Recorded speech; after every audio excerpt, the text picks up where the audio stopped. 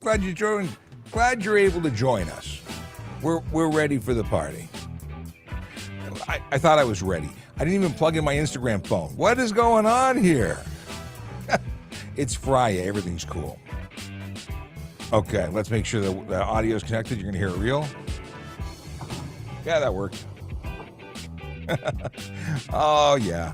Nothing like making sure you're awake, right? Great show and great day ahead of us.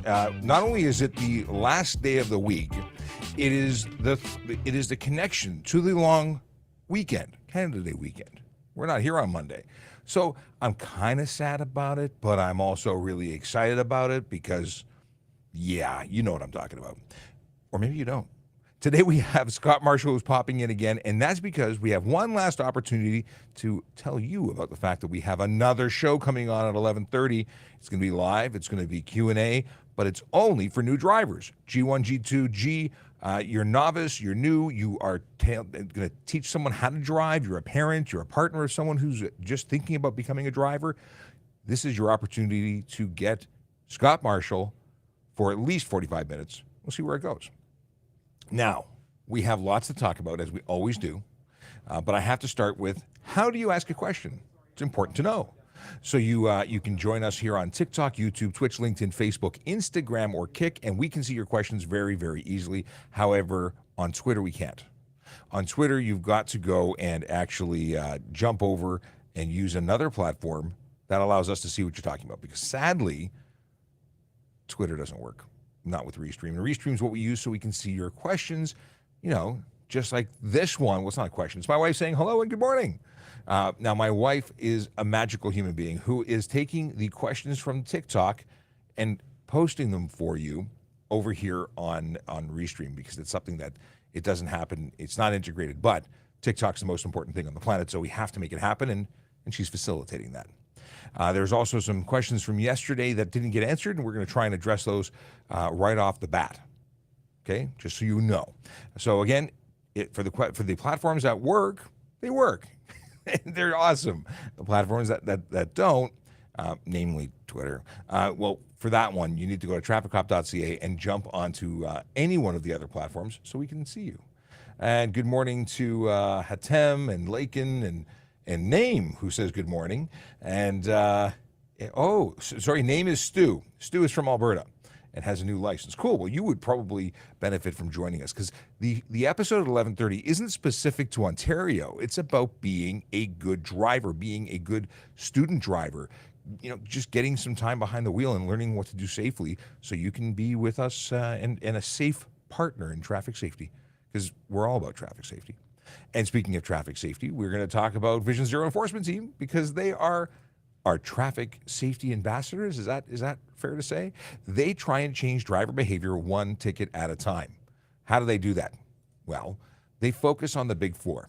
They focus on drivers who choose to engage in aggressive driving, speeding, distracted driving, and impaired driving, because those particular activities are known to lead to serious injury and death on our roads. Simple as that. If you're doing that, you're making the roads, any one of those, and the many charges beneath them, well, you're contributing to making the roads unsafe for others. Doesn't matter if they're in cars or if they are on bicycles, if they're walking, you are contributing to unsafe roads. And we don't want you to, so we're going to give you tickets. It might lead to you getting higher insurance rates. It might lead to you losing your license, maybe in some cases losing your livelihood if you rely on your license. But that's because you're making choices. We'd prefer you to make good choices. Anyway, the people who follow our channel are making good choices because they're talking to us about what they need to do and what they need to know, and they're making good choices. And thank you for doing that. June 30th, that's what we are today. Is tomorrow the 1st? Hold on a second. It is, isn't it? It is, of course it is. That would make sense, Canada Day. Anyway. Being that it's the 30th, our Vision Zero enforcement officers are in 32 Division and 51 Division. Those are the neighborhoods of Downsview, Willowtail, Newtonbrook, Bathurst, Manor, St. Jamestown, Cabbagetown, Riverdale, Church and Yonge. And that's not all of the neighborhoods, but those are some of the neighborhoods that are in the divisional boundaries of 32 and 51. And they're places where real people live, work, and play. And they deserve to be safe. So we're trying to make that happen. And we announce these locations not so drivers will listen to our show or watch us on Twitter and say, I'm going to avoid those areas because cops are there. No, we're putting this here so that those people who live there can get notified that we're out there helping them out, because that's what this is all about. We're real people helping other real people. Okay, questions from you in just a minute. But first, that nerd dad says, good morning, Sean and Leo wife. And thank you for that. We have the Grinch who says good morning. He's the good morning Grinch. Okay. Let's see here. Michael says greetings and salutations using, what is this? Oh, yeah, he's shortened Akela's greetings and salutations to GNS. Yeah, it's really short. But I know what it meant. I knew exactly where you were going with that. And Big Jeff Fresh with a good day. Okay. Let's bring my friend Scott in, because I know he's got stuff and things to do before we go live at 11:30. But Scott Marshall, the safe driver, welcome back. This is 3 days in a row. I don't know if we've ever done this before. It's like a new record. Yeah. I mean, I've snuck in before, but never on view here. I'll put that on my calendar. It's another gold star for your refrigerator. It's another gold star. Fantastic. And I've already mentioned it to the fine folks watching, but we are going to be on at 11:30 a.m. Eastern time. Hey, it says it below. It's a new driver episode. It's the first time we've ever done it. I keep saying nude. It's new, not nude. People who are thinking otherwise, I want to be clear. New-ish, even. Newish. Yes. You don't have to be new in future new, not yet licensed, although it's good information. You could have been licensed for a while. We're all new in some way, aren't we? Yeah. I mean, you never know what you need a refresher on, or just information that you didn't know to begin with. And it is a Q&A session, and I mean, we've got some stuff we're going to talk about, but this isn't one of those things where we're going to talk about, is it legal to tint your windows? We're not going to address questions about whether or not burnouts are a good idea. We're going to talk about safe driving techniques, tips, ways to be safer behind the wheel, ways to go about practicing and learning how to be a good driver, so you can not only progress and get your license. It's not just about getting your license. It's about taking on a lifetime of safe driving. Yeah, I mean, driving is not just about making turns and lane changes. It's about cooperating with the other road users of all types, and even as we've got listed in the ticker, helping the supervising drivers when you go practice. And I do want to say that the Grinch, you asked a question on Wednesday, and I know you're watching because you put in your good morning. But I just want to let you know that your question that you asked this morning on Wednesday, I included it in Trubicars weekly podcast. So I want to thank you for that. So if you like podcasts, it's an audio podcast. Search, we're on Spotify, among others. Search Trubicars, and you'll hear it this week. Awesome. So you're famous now. The Grinch has made it to the big leagues. The Grinch is famous, not just for being green, It's not easy being green. No, that's what Kermit said. Awesome. Well, the Grinch says he's going to check that out. Kayla has come in with his official greetings and salutations. We've got I don't want to take away things from our next, show, which starts at 11:30. So what do we talk about now to sell people on why they should join us, other than to look at our baldness? I mean, our aerodynamicness. Yeah. We have the same barber. I've said that before for years. You know what? I think it's kind of cool that for all the years that I've been doing road safety, which is 35 years plus, the parents of the students I've taught would often come and tell me that there was information they didn't know that I taught their kids. And you'd be surprised what you don't know, and maybe the way that you were taught, maybe some information was left out. Maybe you went to Bobby Basic Driving School and you missed some of the advanced stuff. So ask the questions, find out, and use the resources of trusting the experts. Yeah. We all have an opinion. Opinions are like elbows. We've all got a couple of them. But it's really about, as experts, in law enforcement and in road safety, we've done the research, we've done the work to find out what are the facts. And you're entitled to your opinion.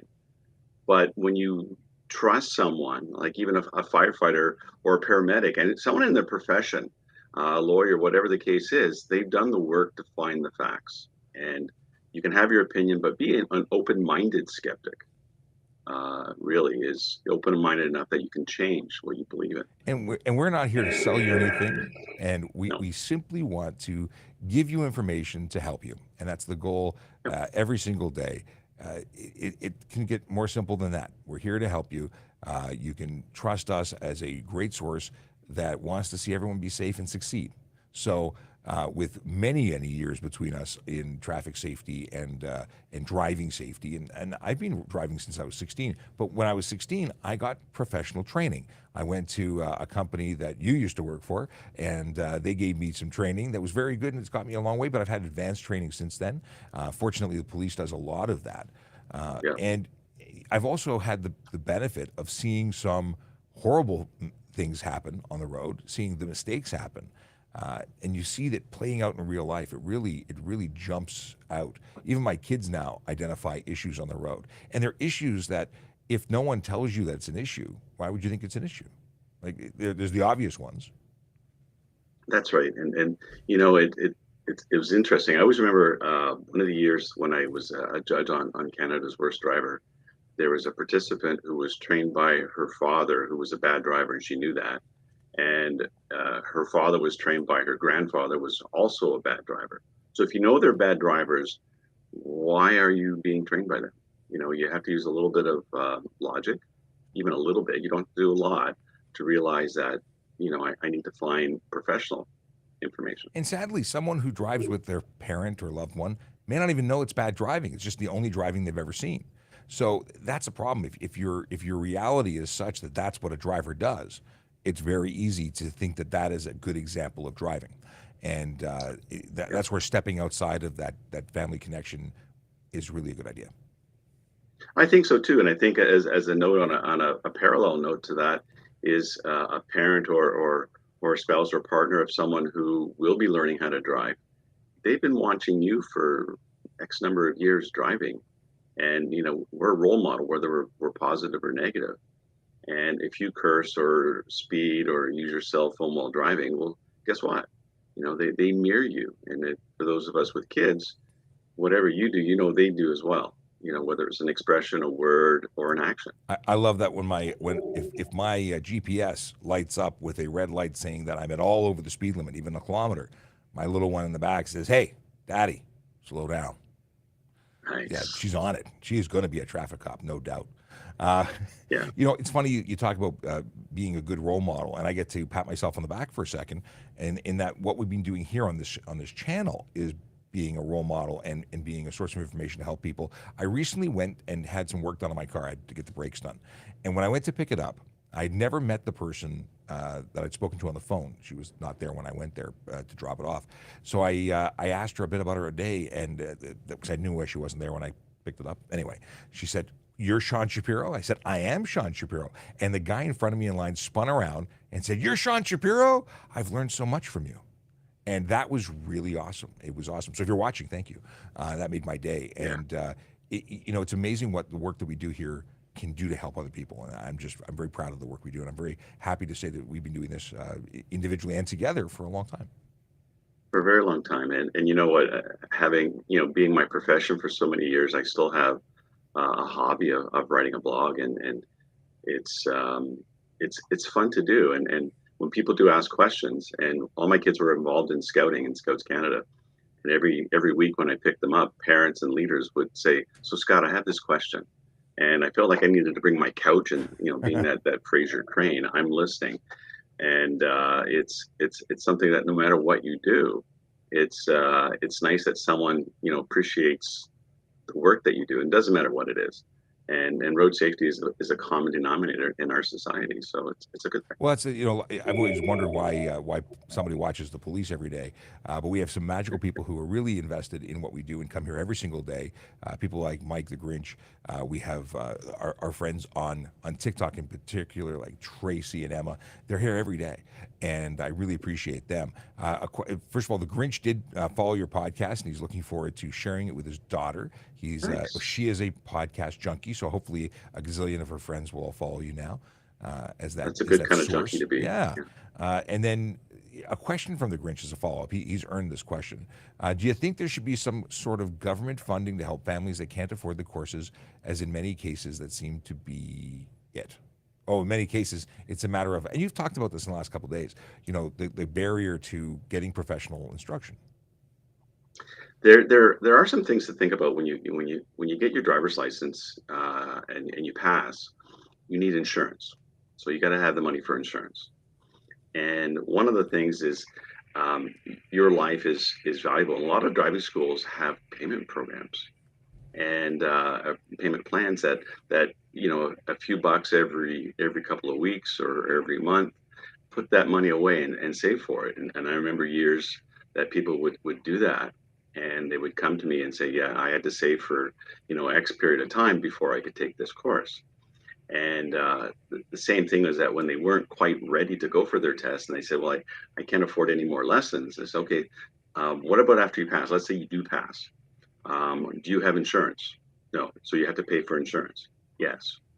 Well, how are you going to do that if you don't have the license? You don't need to do that. So prioritize your payment, because I think having a professional is so important. Same as any other higher education. You go to university, college, you have ways to get around that, whether it's OSAP or bursaries or whatever the case is. But check out if they have a payment plan, because it really is worthwhile. And just a reminder for anyone watching, you're not a driving school. You create No, we're curriculum not. for driving schools, but your website does allow and help you or people connect with driving schools. If you're looking for someone in your area, your website will allow you to do that. That's right. So if you go to trubicars.ca, you type in your location where you're from, it comes up with a list of driving schools closest to you. You can search all their information. And if you decide, you can even choose an instructor that you want to be taught by. And we have tips on our website, our social media, we've said, about the TikTok. It's all geared to new drivers, and new being not just brand spanking new that you're 16 tomorrow. It's new as in you've just started driving, you've got your license last year. That's still new, and you can have a lot of information thrown at you all at once. So it's nice to have the visual reminders as well. Radek wants to know if you think, in your professional opinion, should changing a flat tire safely be part of new driver training? In Ontario, we're governed by the MTO to have beginner driver education, BDE, and they have a list of things to do, including your vehicle. So if you have time in the course, I think it's a good idea. Changing a tire in 10 minutes, maybe longer if you have one of those old lug wrenches. But it's something that I agree that having some type of maintenance, but instead of that, one thing that I've done is I've taught my kids the basics about how to change a tire, even putting air in the tire, checking the fluid levels, boosting a battery. One of my daughters came out of her workplace a few years ago, and someone had a dead battery. Well, she had booster cables in the trunk. And she said, here, I'll do it. And they're all surprised. And says, my dad taught me how to do this. I got to say, though, I would rather have, if I had a limited amount of time and could choose between how to physically change a tire versus how to safely position my vehicle off the road so I don't get hit while I'm either waiting for assistance or going to do that, I'd focus on the first, because poor vehicle placement is a big problem. And it's something that needs more attention. But because to me, it's all about surviving. You can call someone to help you. It is. It is. And that's part of the BDE in Ontario is handling emergencies, and including getting a flat tire. Typically, you call roadside assistance if you have a flat tire, which is handy if you have the membership. Not so handy if you don't. No kidding. But I think you can buy it right then and there if you need it. The Grinch has a follow-up question. Are driving school instructors regulated, as I wouldn't want my child to learn from a bad driver? Yeah, so driving, they have to do a proper police check, because they're dealing with young people. A lot of the driving schools, because you have to, as a driving instructor, we have to be licensed every 3 years. And if you have anything that's criminal or too many points, in order to become a driving instructor, it's 0 demerit points. So you have to be a safe driver. If as an instructor, you're allowed up to 3. And then after that, if you get more than that, then your license is revoked. So Good to yeah, know. Very cool. I yeah, look forward to dipping into this much greater detail when we meet again at 11:30 for our dedicated new driver episode. I'll leave the ticker going for the entire show so more people can find out about it. But I'll let you go and do your thing before we meet back at 11:30. So thank you for jumping into the morning show, and we'll talk to you soon. my pleasure. My Okay. pleasure. As you may have noticed, that was another guy with a haircut like mine. And his name is Scott Marshall. He's the safe driver. He's also available at Trubicars on both, well, actually, I think all of the social media platforms. But they create great content, and they are all about making you a better, safer driver. They're educators. It's interesting. We used to do this every Friday. He'd join me, and he would talk about the teaching the safe stuff, and I would talk about the law stuff more, about the enforcement stuff. But we're two sides of the same coin, both interested in making you safer. Okay, let's jump into talking about what you want to talk about: questions, stuff, and things. But before we do, I just want to recap and remind people how to ask questions. First off, my name is Sean Shapiro. I'm a police officer with the Toronto Police Service, and I go live on social media to answer your traffic and police questions. We're available on TikTok, YouTube, Twitch, LinkedIn, Facebook, Instagram, and Kick, as well as Twitter, but we can't see your questions on Twitter because it doesn't work. If you're on Instagram, I will see you on this little phone over here, and I'll try and look over and make sure I don't leave you out. But anyone who wants to see the wide angle show, TikTok, Twitter, Instagram. If you want to see the wide angle show, jump over to trafficcop.ca. We can get links to other social media platforms, because what you see on TikTok, is different than what they see. They see just me, which is what everyone used to see on TikTok before we went widescreen. And I really like it. What do you guys think of the widescreen? The widescreen, I like it a widescreen. We are going to touch on, I'm going to say this, and then hopefully I will actually remember to jump back in, because when we get into talking about lots of different things, it's easy to lose track. But I do want to come back and talk about employment, because we're always hiring good people who are interested in joining an amazing organization, and it's a career with many jobs, because we do different things throughout our career. I wasn't always a police officer, but I still worked for the service. 23 years now with the Toronto Police Service. Now, if you are interested in winning a Harley Davidson, I mean, who wouldn't be interested in winning a Harley Davidson? I don't know. I think anyone would. Over $30,000 value, I would take that. 32 days, 22 hours, and 35 minutes away. That is when the draw is for a Harley Davidson. And again, how awesome would it be to win? Now, we are able to buy tickets. I already bought mine. You can go to harleyraffle.ca. One ticket is $23 for $50, $8 for $100. That's what I did. And you can do it too. Yeah. It's easy to do. You click and pay. Perfect, right? The draw is in August on the 2nd. That's approaching rapidly. Okay, with the Harley raffle out of the way, questions are happening. A question of prioritizing. This is a question that came in yesterday. How do officers prioritize road collisions? Is it based on severity? Yeah, I changed the order of operations there, but you know what I'm getting at. The deal is this. We are dispatched to collisions, and we have lots of police officers who are available. We have a whole city of them, and based on who's closest is probably who's going to be dispatched. And as they come in, now, is it possible that minor collisions, I should say, anything that doesn't require on-site investigation is going to be referred to a collision reporting center? And there's different criteria for when that is. But generally speaking, if someone's being transported to hospital by ambulance, we are going to go to the scene. If a pedestrian or cyclist is involved in a collision, we're going to go to the scene. If the collision involves private property, or a government vehicle, very often that's going to require an on-scene investigation. And that does help to maintain available officers for those serious collisions. Because if we went to every single collision, we'd be busy all day. We'd never be able to get to the next one. And we have to maintain a level of officer availability. So when they're not doing collisions, they're probably looking to see if anyone's speeding or, being aggressive or driving in a way that would cause a collision. See, they're actually working as part of the same cycle. If they don't enforce any laws, then there's more collisions. The more people who are driving dangerously are caught and prosecuted, then they're not available to cause problems on the road. My wife says good morning to the nerd. Can we change your name to the nerd dad? Every time I say the nerd dad, I feel guilty. It's this whole cycle of guilt, and it's that nerd dad, not the nerd dad. And I know we talked about this. Somebody else stole the name. I pretty much think that the reason you're. Well, I'm not gonna. Should I share your dirty laundry? Maybe is it even your laundry? Maybe it was somebody else's laundry. Okay, is lane splitting legal? No, it's not.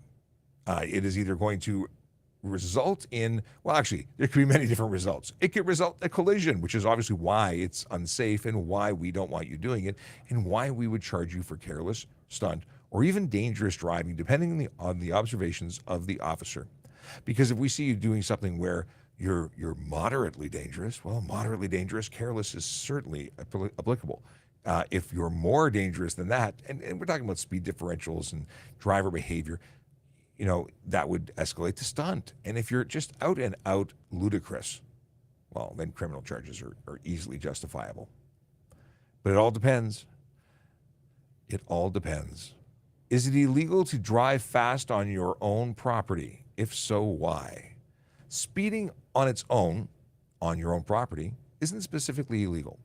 However, stunt driving is. Stunt driving, if there's no speed limit that's posted, 150 kilometers an hour, that's fast, and that's anywhere. That would be considered stunt driving. So even if it's on your private property, if you were able to maintain speeds or reach the speed of 150, you could be charged with stunt. But burnouts and other things that constitute stunt would also get you charged for stunt or dangerous. Stunt driving is one thing, but it could be criminal what you're doing. Our fireworks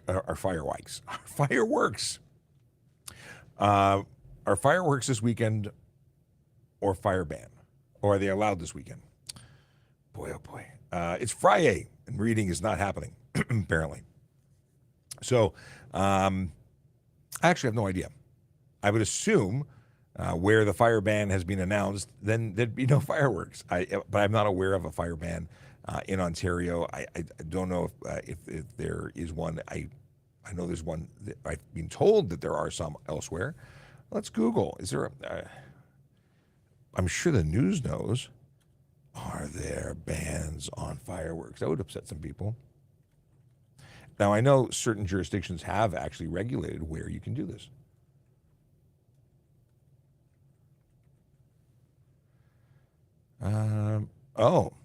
Some Canada. So there is a regional fire ban, according to CBC News.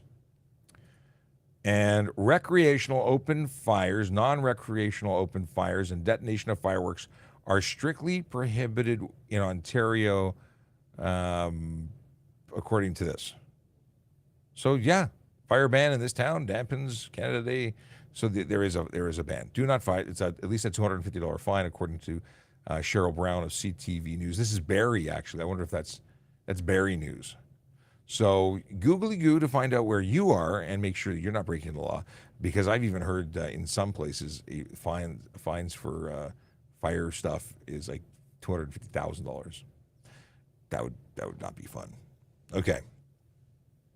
And this is a traffic show, by the way, in case anyone was wondering.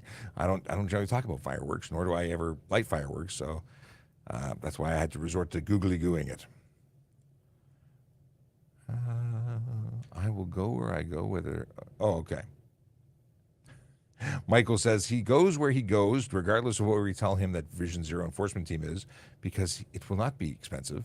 He does not drive careless, which is good. He's a believer. Actually, the people who come here are generally people who want to know how to do the right thing and don't want tickets. And both are good reasons not to break the law.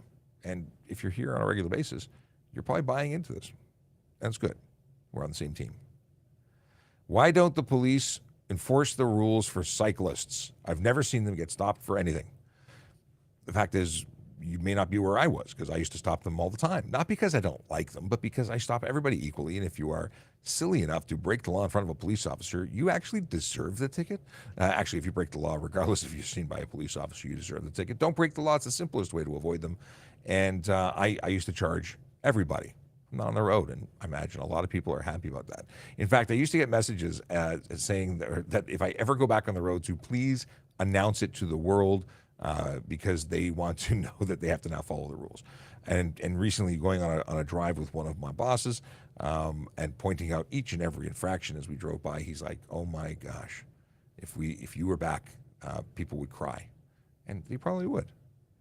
Okay. A very thorough barber never misses a hair. Very good. I'm only talking, this is messages from back from 10:11. It's 10:30. Who says that anymore? It's 10:31. And we're going straight through to 11 o'clock where I answer your traffic and police questions. If you are trying to figure out where you can get good information or find out how to get to our podcast, just go to trafficcop.ca. Trafficcop.ca is my link tree where you can not only get links to the Special Olympics page for, making donations, not donations, but buying tickets so you can win a $31,000 motorcycle, but you can also, find out where to go for information. Like, where is it? Here we are. I'm scrolling. Here we are. It's where you can go and get links for, like, making police reports, starting collision reports, renewing your license, checking a driver's license status before you lend your vehicle to a friend, cycling in the law, riding an e-bike, e-kick scooters. These are all important things. If you're new to the country or province, new residents and visitors driving in Canada, this is all the information for each and every province. And then, of course, checking to see if your vehicle is stolen before you buy it, because it's good to know before, not after. Oddly enough, people don't get refunds when you buy a stolen car. There's no warranties. It's generally a bad thing to do. I imagine most people don't know they're buying a stolen car until they've already been caught, and you lose the money and the car. Okay. Is it legal to drive a plated, non-street legal dirt bike across the street to an off-road trail? So if you're a licensed driver, if you have your driver's license, my understanding, according to Sergeant Campbell, you can cross at a 90-degree angle, cross, not drive down, but cross from one trail to the next. If you're licensed. If you're not licensed, I think you need to get off the bike and push it across the street, because that's not driving. All right. Here's a repeat question from yesterday. Now, this particular person asked repeatedly, was spamming, and I actually did speak to the question eventually. I didn't know they were spamming. I found out later that they were just horribly spamming. So if this is you, I'm going to answer you again, even though I answered you yesterday, but I'm going to chastise you for spamming. Don't spam. Spammy bad spammy. 5 reasons you can't do a U-turn. I don't know why they said 5, because I think I came up with 7 yesterday. So if there's a sign prohibiting it, and for the 150 meters beyond the sign, there's no U-turn. If it's unsafe, because one of the obligations is to ensure that it is safe. It's legal unless it's not. But if it's legal, it must be done safely. Otherwise, it's illegal. It's not a safe maneuver, generally speaking. There have been a lot of collisions and deaths related to U-turns, so be careful. You cannot do a U-turn at a railway crossing. And depending on the railway crossing, I'm having pronunciation issues this week, 30 meters or 150 meters, depending, bridge or viaduct or tunnel, grade, crest of grade if there's no visibility, curve if there's no visibility. I mean, these are some good reasons. Did I miss any? I think I've got it. I think that's it. If I've missed something, let me know. Obviously, if the person says 5 reasons, they've got their own predetermined list, and they're just checking me. Okay. We talked about this. Michael says that I've told him some things that told me more than my parents. I did learn a few things from these lives. It's cool. And you're a professional driver, so that's even cooler. Can motorcycle drive in lanes where cars are parked with plenty of space between them and dotted line? So if you have a lane that's safe that you can operate in, that's different than lane splitting. You're driving in a lane that has a parking lane attached. Those are usually oversized lanes. I don't see an issue with that. You're not driving between vehicles that are moving or are driving but stopped. I don't think that would classify, from my perspective, as lane splitting. Now, you have to use extreme caution. If you were to drive fast, quickly in that lane, and someone changes direction in front of you, within reason, you might be responsible. Like, yes, a lane change has to be done safely, and they would be partially responsible. But if you're driving quickly in that lane and you're appearing out of nowhere, you're having a high speed differential, it's an extremely unsafe thing to do. If someone opens the car door, yeah, they're responsible, but you may also be partially responsible. So it's one of those things that requires caution. Slow driving in that lane or slower, cautious driving is what's required. Okay. Can police track radios stolen from their cars, and what can be done? My understanding is yes. And then they catch the people who stole them. I don't know. That's not my department, but my understanding is they can be tracked. Our drawer, we talked about this, and we talked about that. On a 400 series, if you can move vamoose down the next exit, I don't know the context of your statement, Michael. It might be part of it. Please put a Q in front of any one of your questions if you're on TikTok, because it really does help everyone identify whether it's a conversation or if it's a question for me. So moving along. And thank you very much for this, Akila. 2 years tomorrow is the anniversary of Constable Northrup's death. Yes. Okay. 1 in 7,000. I thought it was 1 in 7,000. I think it used to be 1 in 5,000. Now it's 1 in 7,000. Got to tell you, still great odds.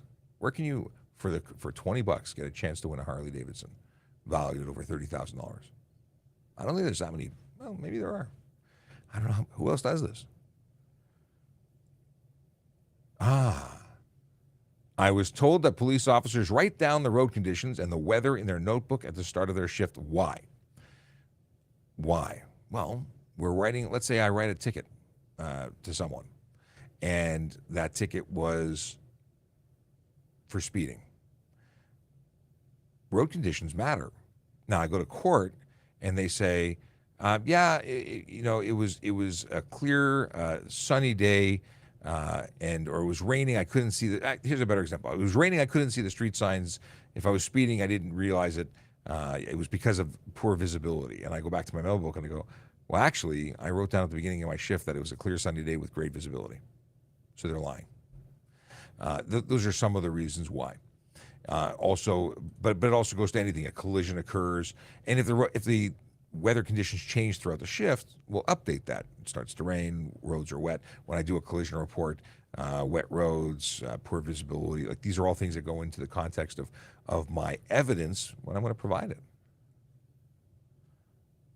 What is this? Is it true that cops overlook trucks and usually don't try to pull over trucks? No, we actually have a focus and a team that's dedicated on commercial motor vehicles. And if I see anything, if I've ever seen anything with a truck that looks wonky, I pull them over. I have a cursory inspection, and then I call in the big guns in terms of the commercial vehicle inspectors that are qualified and trained to go in depth.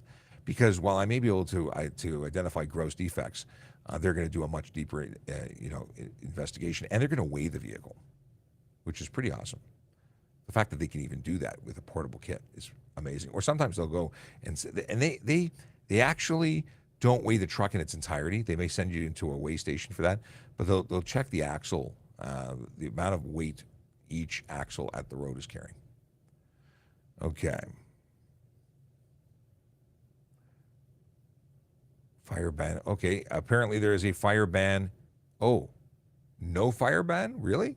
This is regarding Simcoe in particular, so go check your own stuff, but I think that's interesting that some places have it and some places don't. AJ the Awesome is back again, still healing up, and says, good morning. Does Ontario have any mutual combat laws? Two people can agree to fight. Not traffic related, but curious. Yeah, it's actually Canada-wide. It's not an Ontario thing. A criminal code is what governs things of that nature. And yeah, two people can have a consensual fight, but no one can consent to having themselves beaten. If there's a fight, there's going to be a winner and a loser, and at a certain point, the person can no longer defend themselves. That's no longer consensual. Let's see here. That's even in sporting, like in boxing. If the person's just being pummeled to death, that's a problem. Okay. Checking back. Gotcha. Kayla, take care. Kayla is saying goodbye. He's got stuff to do and wishes everyone a great long weekend, but not a good long weekend, a great long weekend. Under what circumstances are the OPP officers allowed to pit maneuver? I have absolutely no idea because I'm not an OPP officer. Simple as that. I don't know what their policies are. This is probably in relation to the bicycle comment about, or even the truck comment, but yes, I don't discriminate. I am not someone who favors one type of vehicle over another. If you break the law, you, as a chaos agent, agent of chaos, are looking for a ticket. And people get really upset. The officer, somebody yesterday said, why do officers pick on teenagers? Why do they target teenagers? Why were they complaining? They got a ticket for doing 31 kilometers and over, or 31 kilometers over the posted speed limit. Why on earth would an officer pull you over for 31 over, I wonder? And that's it. No, I don't discriminate. I write tickets to everyone. That's my job. Simple. So simple. Are cyclists allowed to lane split? Specifically, I'd like to go to the front of the pack. Always hate that they do it, but again, just curious. AJ the Awesomes have got some great questions. They are not governed by all of the same laws that motor vehicles are. Careless driving is one of them, though. So lane splitting between vehicles, not the curb, but vehicles between lanes, I would say they are eligible to be charged because you can charge them for careless driving. Yay! However, if they're passing on the right, even if it's off-road, that I would say is not applicable because the section of law passing on the right is specific to motor vehicles. So if it seems to be careless, so there's going to be a threshold at which point they could be charged, but it's not lane splitting in particular. This is going to be an academic conversation amongst police officers who will all say different things when asked that question, I'm sure. Can I drive my mobility scooter on the road? Yes and no. You're kind of a pedestrian. You're kind of a vehicle. You're sort of in the middle. Under the criminal code, it's a vehicle.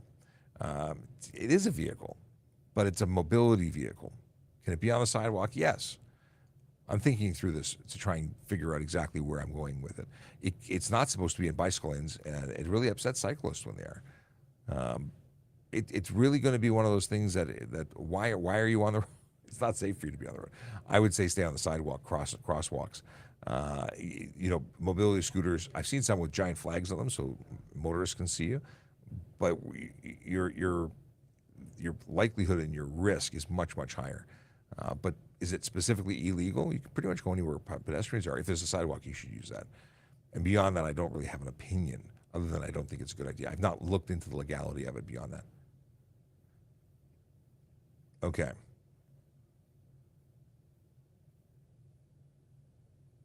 Okay, I think that Michael was responding there too. What is this? Who says I don't like the term nerd?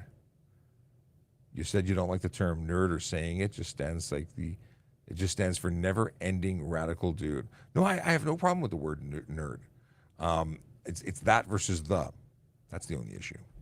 No, I'm totally a nerd, and I think that and I might be a geek too. And I wear that. I own those titles. I'm happy with them.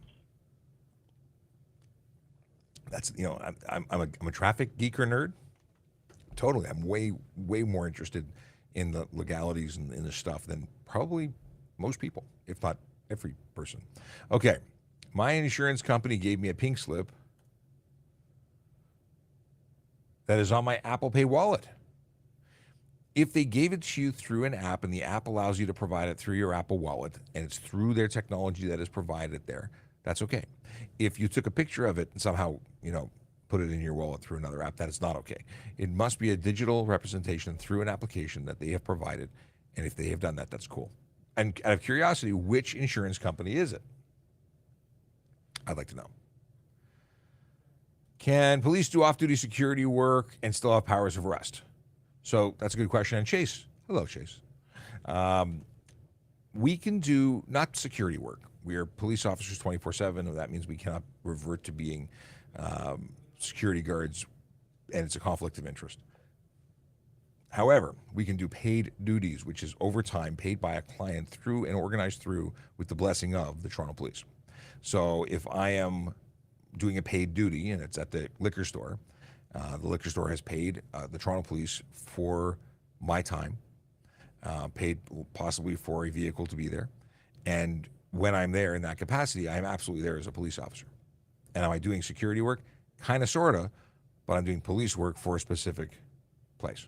And it's security, but it's not that of a security guard. I can't go work as Sean the security guard when I'm off duty. In other places, you can. In the other countries, you can. In the United States, I know coppers that I was in Georgia, and this is my off-duty badge, and I'm working as a bouncer here. Okay, that would never happen here. I don't think. At least it wouldn't happen on the books. It wouldn't happen legally, which means it wouldn't happen, right?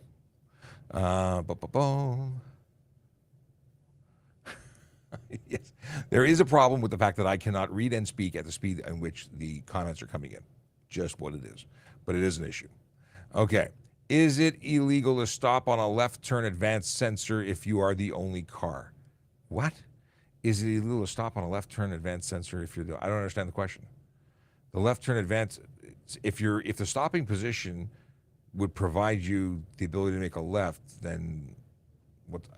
Are you saying it's like 3 cars, but so you'd stop at the wrong place? You'd stop early to trip a sensor? Like it waits until you have 3 or 4 cars in queue and then gives an advance?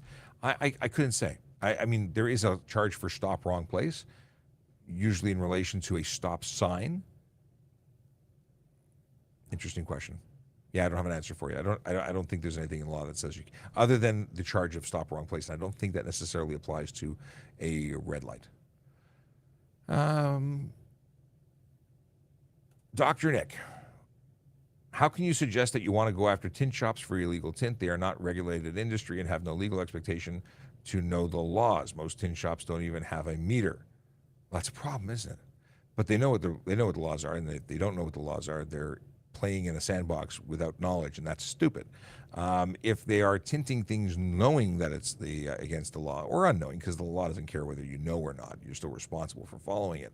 So if you are enabling, you are creating a situation where people are at risk of bodily harm, of death, because of what you're doing, you take some of the responsibility. And then it becomes a court situation. So if we lay the charge and say that you're responsible, you get to have the opportunity to say that you're not, and hopefully you have a good lawyer, because I think you are. Let's break this down. Customer comes to a shop and says, "I want tint." Now, realistically, the tint shop knows exactly what's legal and not, because they're ordering things, and on the slip says what the tint is. It says, open a box. The box, the shipping label, the thing they purchased, it says how much light is restricted. They don't need a meter. It says it right there on the box. So this is not a stretch. And if they're choosing to put it, well, the fact is most tint shops require a contract to be signed. They've chosen to try and remove liability by getting a client to sign a piece of paper. Well, that's not really worth the paper it's written on. They're still responsible, especially if they know the person drove there and is driving away. They're complicit. And the rest is up to the courts. And it's not really happening right now, but we're talking about going there. We're talking about, because tint is such a problem, we're talking about going there. And if you're a responsible tint shop, or if you're a hobbyist tinter, it might be a problem for you. Okay. If I receive a parking ticket and it's the incorrect street name, does that void it? I have no idea. I say that because I don't write parking tickets, and I would think it would. I would think location is pretty important for that particular offense, because the parking from street to street may be different. But it's still something you've got to go and discuss with the courts. What is the minimum age to drive an e-bike with a 500-watt motor in Ontario? You must be 16 years old to operate an e-bike, regardless of what kind of e-bike. E-bikes are specifically requiring 16-year-old, and that's it, to be a rider. It's a person on an e-bike, 16 years old. The pilot project for e-kick scooter says 14 years old, but that assumes that there's a pilot project in place where you live. In Toronto, we do not have the pilot project in place. I love this. Michael says to Dr. Nick, Tint shops should have been following traffic services, especially when tint was question number one. Yeah, oh my God, we used to have tint questions. It was like 100 times a day, tint questions. Is there a time guideline for traffic stops? Come on, here you go. Okay, like is it reasonable to make someone late if the officer is having computer issues, radio issues, etc.? It's all going to be reasonable. If I'm having technical issues, I'm not going to have you waiting at the side of the road for 30 minutes while I call tech support. It has to be reasonable. But the truth is that I can serve you later. I can say, you know what? I've got your information. I will come see you at your house later and deliver the ticket. I have 6 months to delay it. So there's no issues there. But I don't think there's a specific time frame. It just has to be reasonable. And what is reasonable? Like I've had people there for an hour. Why? I'm inspecting the vehicle. I'm writing 25 tickets. I'm calling a secondary person to inspect something. If it's reasonable, if you have an unsafe vehicle, you're not even driving. You can leave as the driver. Your car can't leave. Can't drive it. Got to get towed. So it all depends. But if I'm having computer issues and it's just not working and it's a minor ticket, I might say, here's your lucky day. Have a good one. Slow down. Really depends. The yellow lines painted on the road, are they for aircraft and how do they work? What? The yellow lines painted across the road? Which lines are we talking about? Are we talking about the ones that run down the road that divide the north and southbound traffic? Because that's what yellow lines are. They give you the indication that on the other side of that line, things are coming at you. Because a white line, if you cross it, it means traffic on the other end of the white solid or dotted line means that traffic's going the same direction as you. But yellow line, they're coming at you. Boom, boom, boom. Okay.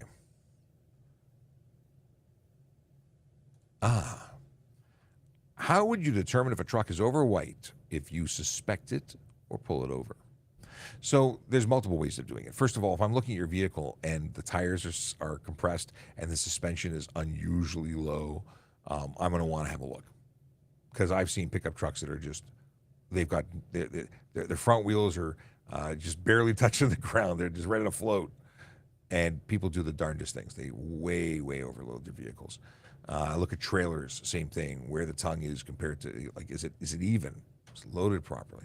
But at the end of the day, I'm going to call I'm going to phone a friend. I'm going to call a friend. I'm going to get somebody from the CVSA team. They're going to come and they're going to weigh it. And they have these special scales that you drive up on, and you put each tire individually on, and it's measuring the axle, the amount of weight on the road at that axle, at that tire. And they do math and stuff, and it's not my thing. It's their thing. So I won't pretend to know exactly how they do it, but they do it, and they tell me, yeah, it's overweight. Oh. And I give them a ticket. So simple, so magical. And then they get to come to court and testify to it. They say, yeah, I'll put a scale on there, made it happen. Oh, yep. It sounds just like them, too. We are the traffic nerds. Okay, how easy is it to become a cop? I'm in construction and want to get out of it. Well, becoming a cop isn't easy. There are times where it's been easier because there's hiring, and when I was trying to get into it, there was a hiring freeze for years, which delayed my getting into it, which is one of the reasons I became an auxiliary officer and then a court officer. There was a hiring freeze. Now there is a serious need for police officers all over the place, like all over the place, North America-wide. Fewer people want to go and put their lives at risk every day to protect other people. Not everybody wants to work shift work in the rain and the snow, get their hands dirty. Everyone wants to be an internet executive with keys to the executive bathroom. So, is it the best time to become a cop? Possibly. In terms of the less difficulty, less waiting, possibly. But it's still a competitive process. It still has a high bar of entry. In other words, you have to meet minimum requirements. Let's make this the segue into careers. Oh, yes. Okay. How easy is it to become a cop? I love it. All right. We are hiring 4 police officers, not 4, but many police officers, but for the position of police constable. If you go to tps.ca/careers, you will get to this page. And on this page, there's all the information you've ever wanted to know, as well as a button there. It says apply now. Hey, look at that. Apply now. Things you should know. Basics. Canadian citizen or permanent resident of Canada, 18 years old, physically and mentally able to perform the duties of the position, having regard to your own safety and the safety of members of the public. You have to have at least 4 years of secondary school education or its equivalent. You have to prove them. People have tried and failed that process because they've produced false information. Not a good start. Good moral character and habits, meaning you're an individual that other people view as being trustworthy and having integrity. There's additional stuff: criminal background checks, valid driver's license with no more than 6 accumulated demerit points, CPR or ACP certificate, hearing standards, 2040 uncorrected with normal color acuity, meaning you cannot be colorblind, security clearances, and then there's a physical. And then you have to acknowledge that you're going to work 24. Well, you're going to work. You can work at any time of the day or night. Holidays, missing your kid's birthday. It's a sacrifice. You're serving others. In terms of the roles and responsibilities, they break it down, and then they get to what the salaries are and the benefits and all that stuff. But salary and benefits are great, but you got to want to do the work. This is not a job. This is a career, a calling, if you will. And it's not for everybody. It's not just a good way to spend time while you're waiting for other things to happen. And it's not always easy. There's also positions that are like special constable, slightly different job opportunity. They don't carry firearms. They don't have the same police powers. They have some additional powers. Then there's parking enforcement officers. Hey, Aaron. Aaron. No, Aaron's not actually sitting there as I say that. But that's Aaron Urquhart, TPS_bike cart. Parking enforcement's a great opportunity too. Go out and help keep the city moving. But I really like to stress the fact that there are civilian opportunities. Currently 7 posted jobs: senior writer, issues and media officer, lead social media, developer digital team, senior programmer, and PeopleSoft. What is PeopleSoft? Solutions architect and communications operator. These are people who don't get enough credit. They're people who work behind the scenes to help keep our city going, to keep our police service going, so that we can go out there and do what we do. So thank you to all those who work as civilians within our service. They don't get enough credit. Just saying. All right. Only a few minutes left, and I want to remind everyone that we are going to be back. We're going to have a half an hour break from 11 to 11:30. At 11:30, we're back for a new driver episode, and I'm really excited about it because we've never done this. We've never had a new driver. Fire on all cylinders. I'm looking forward to the weekend, folks. Now, I do want to try and get through all the questions that are in queue, but I will not necessarily be able to get through all of them because I do need that 30 minutes to prep for the next show. So where I would normally go right to 11:30 and just take all the time I have, I don't have that time today. We will be back on Tuesday, long weekend, so there's no Monday, but we'll be back on Tuesday. All right. What do you do? Here's a good question. What should you do when you see people stealing a vehicle after you've walked past? Call the police.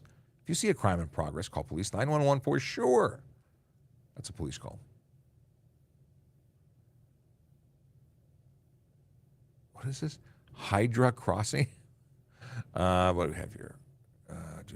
Can you? Oh, this is dirt bike question. Okay. Do police have the option to have a partner? Sometimes I see squad cars with 2 people, sometimes only 1. Does it have to do with training a new officer? Also would never miss the live stream or the stream ever. The deal is that we are 2-person cars for primary response.